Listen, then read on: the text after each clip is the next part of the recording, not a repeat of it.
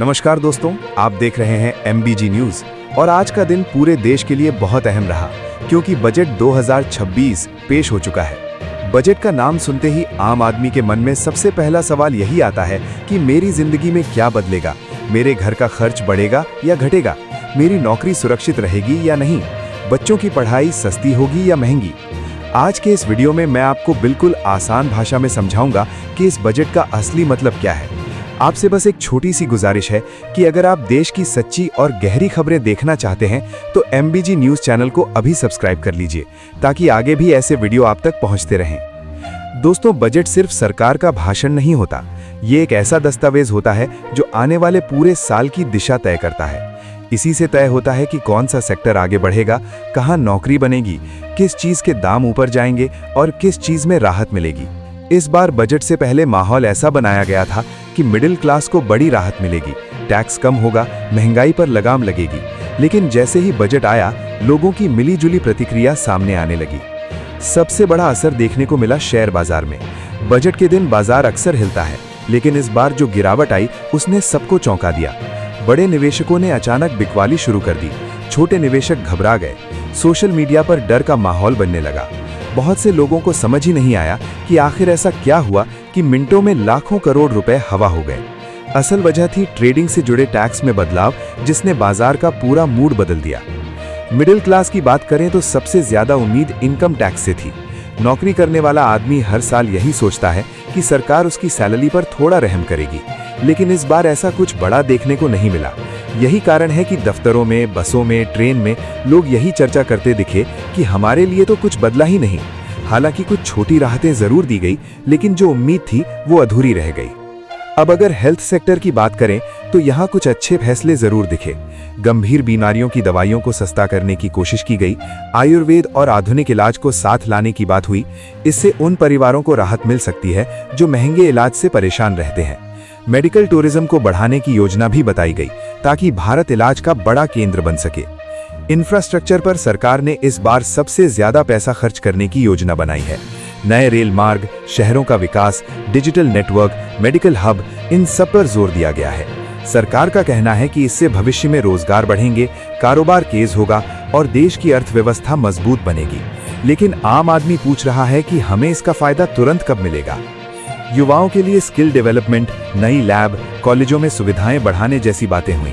लड़कियों के लिए हॉस्टल, डिजिटल शिक्षा, कंटेंट क्रिएशन जैसे क्षेत्रों पर भी ध्यान देने की बात कही गई। मगर देश का युवा सिर्फ ट्रेनिंग नहीं, स्थायी नौकरी चाहता है, इसलिए इस हिस्से पर अभी बहुत काम बाकी है। किसानों के लिए भी कुछ योजनाएं बताई गई। उनकी आय बढ़ाने, नई तकनीक अपनाने, फसल विविधता लाने की बातें हुई। लेकिन कर्ज और महंगाई से जूझ रहे किसान इससे कितने संतुष्ट होंगे, ये आने वाला समय बताएगा। ग्रामीण अर्थव्यवस्था को मजबूत करने की बातें अच्छी हैं, मगर जमीन पर उनका असर दिखना जरूरी है। बजट के साथ ही रोजमर्रा की कई चीजों पर असर पड़ा। कुछ वस्तुएं महंगी हुई, कुछ सस्ती। सोना चांदी के दामों में भी बड़ा उतार चढ़ाव देखने को मिला। इससे आम परिवारों की बचत योजनाओं पर भी असर पड़ेगा। लोग अब सोच रहे हैं कि निवेश कहां करें, पैसा कहां सुरक्षित रहेगा। दोस्तों, बजट को समझना इसलिए जरूरी है क्योंकि यह सीधे हमारी जेब से जुड़ा होता है। टीवी पर बड़ी बड़ी बातें होती हैं, लेकिन असली सवाल यही होता है कि महीने के आखिर में हमारी बचत बढ़ेगी या घटेगी। इस बार का बजट विकास की बड़ी तस्वीर दिखाता है, मगर आम आदमी की रोज की परेशानियों का पूरा जवाब नहीं देता। दोस्तों, अब बात करते हैं बजट के उन पहलुओं की जिन पर कम चर्चा हो रही है। सरकार ने इस बार इंडस्ट्री और मैन्युफैक्चरिंग को बढ़ाने पर खास जोर दिया है। बड़े उद्योगों को सहूलियत देने की कोशिश की गई है ताकि देश में उत्पादन बढ़े और विदेशी कंपनियां भारत में निवेश करें। सरकार का मानना है कि इससे लंबी अवधि में रोजगार के नए मौके बनेंगे। लेकिन आम दुकानदार, छोटा व्यापारी और सैलरी पर जीने वाला इंसान सोच रहा है कि हमारी रोज की जिंदगी कब आसान होगी। महंगाई आज की सबसे बड़ी समस्या है। राशन, स्कूल फीस, घर का किराया, दवाइयाँ, सब महंगा होता जा रहा है। बजट में इन मुद्दों पर जो राहत मिलनी चाहिए थी वो बहुत साफ नजर नहीं आती। शिक्षा के क्षेत्र में डिजिटल बदलाव की बात हुई है। स्कूलों और कॉलेजों में नई तकनीक लाने, कंटेंट क्रिएशन को बढ़ावा देने, युवाओं को नए जमाने के काम सिखाने की योजनाएं बताई गई हैं। ये अच्छी दिशा है क्योंकि आने वाला समय डिजिटल स्किल का ही है। मगर गांव और छोटे शहरों तक ये सुविधाएं कब पहुंचेंगी, ये बड़ा सवाल है। महिलाओं के लिए सुरक्षा, शिक्षा और रोजगार की बातें भी बजट में आईं। हॉस्टल, ट्रेनिंग और हेल्थ से जुड़ी योजनाएं बताई गईं। लेकिन घरेलू महिलाएं जो महंगाई से रोज लड़ती हैं, उन्हें सीधी राहत बहुत कम महसूस हुई। पर्यटन, एविएशन, टेक्सटाइल, इलेक्ट्रॉनिक्स जैसे क्षेत्रों के लिए भी घोषणाएं हुई। सरकार चाहती है कि भारत सिर्फ उपभोक्ता नहीं, निर्माता देश बने। ये सोच अच्छी है, लेकिन इसका फायदा आम जनता तक पहुंचने में समय लगता है। दोस्तों, सच्चाई ये है कि कोई भी बजट जादू की छड़ी नहीं होता। एक दिन में सब कुछ नहीं बदल सकता, लेकिन जनता की उम्मीदें हमेशा बड़ी होती हैं, क्योंकि उनकी परेशानियां भी बड़ी होती हैं। इस बार का बजट भविष्य पर ज्यादा और वर्तमान पर थोड़ा कम फोकस करता दिखता है। मैं आप सभी से कहना चाहता हूं कि बजट को सिर्फ व्हाट्सएप मैसेज से मत समझिए। सही जानकारी लीजिए, सोच समझकर राय बनाइए। एमबीजी न्यूज का मकसद भी यही है कि आपको बिना किसी पक्षपात के सच्ची तस्वीर दिखाई जाए।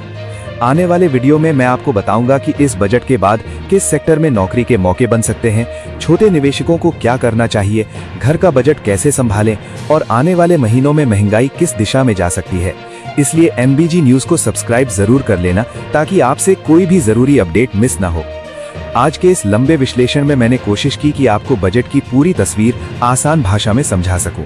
आप अपनी राय कमेंट में जरूर लिखिए कि आपको ये बजट कैसा लगा। जुड़े रहिए एमबीजी न्यूज के साथ। धन्यवाद।